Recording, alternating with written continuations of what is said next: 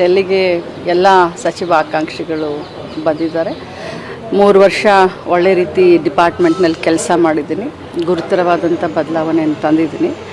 So ಇನ್ನೂ 2 ವರ್ಷ ಕೆಲಸ ಮಾಡಲಿಕ್ಕೆ ಅವಕಾಶ ಕೊಡಿ ಅಂತ ನಾನು ಎಲ್ಲರನ್ನೂ ಕೇಳಿದ್ದೀನಿ. ಏನು ಹೈಕಮಾಂಡ್ ನಿರ್ಧಾರ ತಗುತ್ತೋ ಅದನ್ನು ನಾವೆಲ್ಲರೂ ಪಾಲಿಸ್ತೀವಿ. ನಮ್ಮ ರಾಜ್ಯಕ್ಕೆ ಸಂಬಂಧಪಟ್ಟಂತೆ ಕಾಂಗ್ರೆಸ್ ಪಕ್ಷದ ಎಲ್ಲ ಮುಖಂಡರನ್ನು ಭೇಟಿಯಾಗಿದ್ದೀನಿ. ಯಾಕಂದರೆ ಈ ಬಾರಿ ಎಲ್ಲ ಹೊಸ ಮುಖಗಳಿಗೆ ಅವಕಾಶ ಮಾಡಿಕೊಡ್ಬೇಕನ್ನೋ ಒತ್ತಾಯ ಜಾಸ್ತಿ ಇದೆ.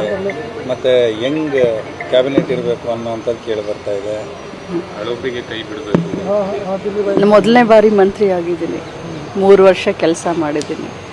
ಸೊ ಪಕ್ಷದ ಡಿಸ್ಟ್ರಿಕ್ಟ್ ಅಧ್ಯಕ್ಷ, ಜಿಲ್ಲಾ ಅಧ್ಯಕ್ಷ ಆಗಿ ಕೆಲಸ ಮಾಡಿದ್ದೀನಿ, ರಾಜ್ಯದ ಮಹಿಳಾ ಕಾಂಗ್ರೆಸ್ ಅಧ್ಯಕ್ಷ ಆಗಿ ಕೆಲಸ ಮಾಡಿದ್ದೀನಿ. ನಾವೇನೇನು ಮಾಡಿದ್ದೀವಿ ಅಂತ ನಾವು ಇಡ್ತೀವಿ, ಅವರ ಎದುರುಗಡೆ ನಮ್ಮ ಪ್ರಸ್ತಾವನೆಗಳನ್ನ ಇಡ್ತೀವಿ. ಏನೇ ಇದ್ದರೂ ಕೂಡ ಅಳೆದು ತೂಗಿ ನಮ್ಮ ರಾಜ್ಯಕ್ಕೆ ಒಳ್ಳೆಯದಾಗೋದನ್ನು, ಜನರಿಗೆ ಒಳ್ಳೆಯದಾಗೋದನ್ನ ಮತ್ತು 2028ರ ಚುನಾವಣೆಯಲ್ಲಿ ಮತ್ತೆ ಪಕ್ಷ ಅಧಿಕಾರಕ್ಕೆ ತರೋದನ್ನ ನೋಡಿ ಅಳೆದು ತೂಗಿ ಮಾಡ್ತಾರೆ.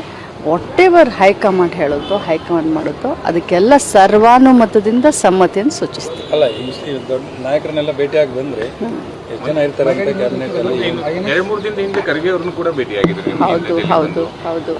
ನೋಡಿ, ನನ್ನ ಒಂದು ಬೇಡಿಕೆ ಏನು ಅಂತಂದರೆ ಮಹಿಳೆಯರಿಗೆ ಹೆಚ್ಚಿನ ಪ್ರಾತಿನಿಧ್ಯವನ್ನು ಕೊಡಿ ಅಂತ ಬೇಡಿಕೆ. 33% ರಿಸರ್ವೇಷನ್ ಬರುವಂಥ ಈ ಸಂದರ್ಭದಲ್ಲಿ ಮಹಿಳಾ ನಾಯಕತ್ವವನ್ನು ಬೆಳೆಸಬೇಕನ್ನೋದು ಮೊದಲಿಂದನೂ ಕೂಡ ಸೋನಿಯಾ ಗಾಂಧಿಯವ್ರದ್ದು, ರಾಹುಲ್ ಗಾಂಧಿಯವರ ಆಸೆ, ಖರ್ಗೆ ಸಾಹೇಬ್ರ ಆಸೆ.